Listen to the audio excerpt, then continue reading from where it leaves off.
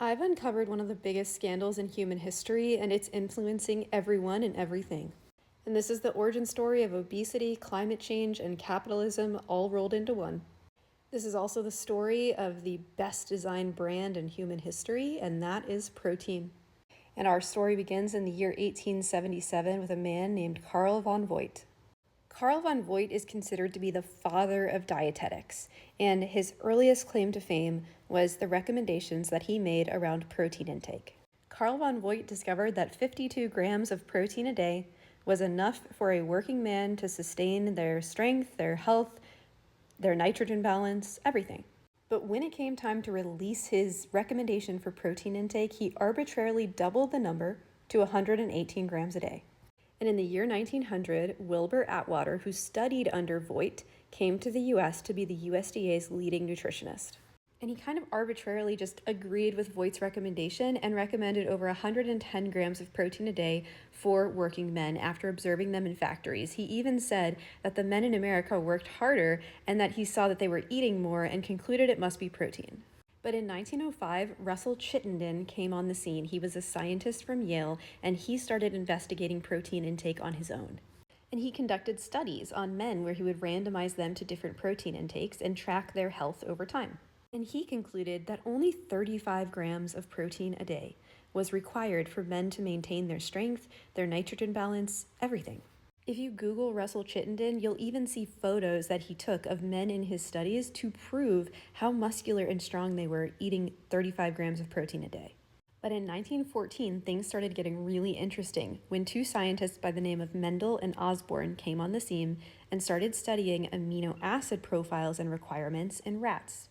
They concluded that rats had very unique amino acid needs that could only be obtained through animal sources. This is actually where the idea that animal proteins are better quality than vegetable proteins originated. But there's a massive problem with generalizing rat nutrition to human beings because rats grow to full size in 6 months and human beings grow to full size in 17 years. The protein content in rat breast milk is 10 times the amount that is in human breast milk. And so in 1917 and 18, some people caught on. We call these people the nutrition reform supporters, and they came on the scene and once again started advocating for low-protein diets. A guy named Hindhead was able to replicate the results that Chittenden got and showed once again that 30 grams of protein was all that was needed to maintain nitrogen balance in the body. In fact, he started advocating a diet of rye bread, potatoes, vegetables, and limited animal protein, and the death rates in 1917 and 18 were the lowest in the 19th century. So what happened? In 1933, following the Great Depression, Franklin Roosevelt introduced the Agricultural Adjustment Act of 1933. This was an act meant to reform agriculture and restore the American economy. This act is also when we made the shift from mom and pop farms to monoculture, which are farms that grow or produce one product at a time. This shift, plus the addition of modern technology, meant that we could mass produce things like soybeans and corn, which made it possible for us to engage in factory farming of animals. This was the beginning of government involvement in agriculture. And 3 years later, in 1936, out of nowhere, the Tech Committee of the League of Nations came out with a recommendation for that people should consume 1 gram of protein per kilogram body weight. There was no science behind this. It was just simple, and it sounded good, and it made sense with our new agricultural economy. From there, protein recommendations fluctuated a little bit until in 2007, they hit a recommendation of 0.83 grams protein per kilogram body weight, which is not that far off from that original 1 gram per kilogram body weight recommendation. And in 2024, most of the diets that you see online that are promoting high protein, low carbohydrate balances in one way or another tend to be somewhere between 1 and 1.3 grams of protein per kilogram body weight. And just in case this history is not enough to convince you that our protein recommendations are completely arbitrary and were actually created to support the economy and not human health, here's another fact for you. Human breast milk is 6% protein.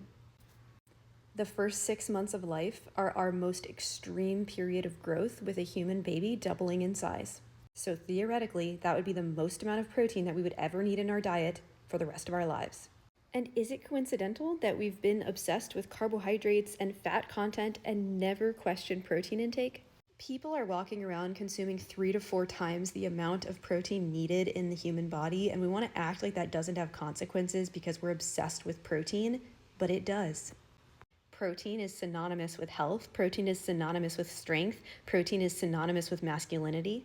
The US government has done an excellent job at getting you addicted to protein to the point where I know there are going to be people that comment below this video defending protein like their lives depended on it.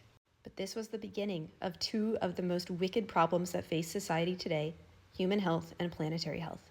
The diet you should actually be following for human health is 6 to 15% protein max, 40 to 60% carbohydrate, 35 to 40% healthy fat. Weight loss isn't actually hard. Human health isn't actually hard.